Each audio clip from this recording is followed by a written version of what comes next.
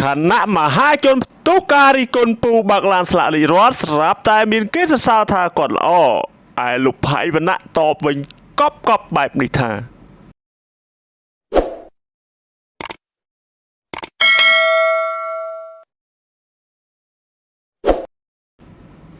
ក្នុងរយៈពេលប្រហែលថ្ងៃនេះគឺរឿងល្បីមួយដែលពាក់ព័ន្ធជាមួយនឹងបុរសម្នាក់ដែលបើកឡានស្លាកលេខរដ្ឋស្រែកគម្រាមអ្នកបើកបរដូចគ្នាចង់ទះកំភ្លៀងជាដើមនៅលើដងផ្លូវនោះគឺនៅមិនទាន់ចប់នៅឡើយនោះទេ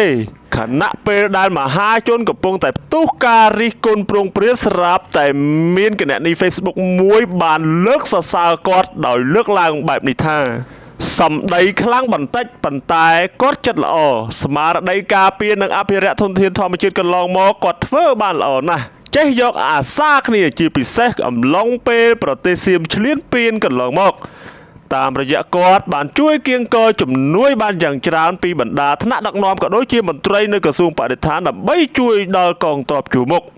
គណៈនេះដដែលបានបន្តទៀតថា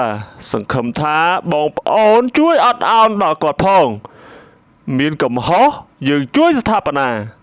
យើងជួយការពារមនុស្សដែលមានមនសិការជួយជាតិអរគុណថ្នាក់ដឹកនាំទាំងអស់និងបងប្អូនក្នុងបណ្ដាញសង្គមដែលអធ្យាស្រ័យដល់គាត់សូមកុំជន់ពន្លិចមន្ត្រីល្អអរគុណសន្តិភាពបន្ទាប់ពីមានការលើកសរសើរពីគណនី Facebook ខាងលើនៅថ្ងៃដដែលលោកផៃវណ្ណៈបានធ្វើការ share នៅការសរសើរនេះដោយតបវិញកប់បែបនេះថាជាប់គុកលើកមុនពាក់ព័ន្ធនឹងបទល្មើសបំផ្លាញព្រៃឈើតើឲ្យតែមន្ត្រីធ្វើខុសពេលគេរិះគន់ចោទអ្នករិះគន់ថាជន់ពន្លិចឬលោកផៃវណ្ណៈបានបន្តទៀតថាអញ្ចឹងទុកឲ្យគាត់ដើរគម្រាមកំហែងប្រជាពលរដ្ឋតទៅទៀតចុះមនុស្សខូចការពារមនុស្សខូចជារឿងធម្មតាធ្លាប់ជាប់គុកដោយសារបំផ្លាញព្រៃឈើនៅខេត្តក្រចេះហើយនៅសរសើរថាល្អទៀតតាក់ទងនឹងរឿងរ៉ាវក៏ដូចជាការរិះគន់របស់មហាជនទៅលើពាក្យសម្ដីនៃការគម្រាមទះកំភ្លៀងអ្នកបើកបរដូចគ្នានៅលើដងផ្លូវនោះ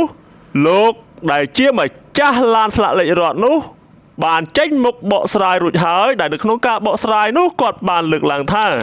គាត់ទើបមកពីបាក់អំណោយទៅជួយនៅកន្លែងបែនគាត់ថាគាត់បើកយឺតទេហើយមកដល់នេះក៏ស៊ីញ៉ូបត់យឺតតែកង់ឡានតាក់ស៊ីមិនដឹងអីមិនដឹងទេបើកលឿនមែនតែនលោកក៏បងអង្គឈប់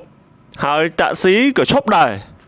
ហើយគាត់ក៏បានបើកឡានចូលម្ដងទៀតស្រាប់តែតាក់ស៊ីទៅមុខទៀតឃើញបែបនេះគាត់ក៏ឆេះតែម្ដងរួចតែកឹងឡាន